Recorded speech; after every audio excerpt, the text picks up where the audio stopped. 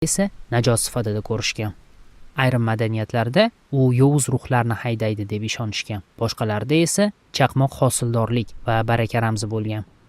Chaqmoq uzoq vaqt davomida ilohiy kuch deb qaralgan bo'lsa-da, qadimgi Yunon faylasuflari uni tabiatida ma'lum bir qonuniyatlar borligini payqashgan.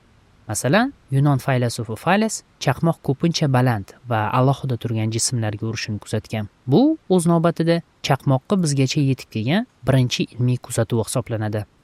O'rta asrlarda esa chaqmoq ko'pincha yog'ochdan qurilgan shahar uylari uchun haqiqiy ofat bo'lib, ko'plab yong'inlarni chaqirgan.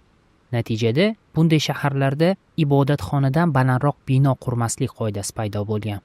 Chunki odatda eng baland joyda turgan ibodatxonalar tabiiy yashin qaytargichi vazifasini bajargan. Yana bitta qiziq fakt shundaki, u davrlarda oltin suvi yuritilgan gumbazli ibodatxonalarga chaqmoq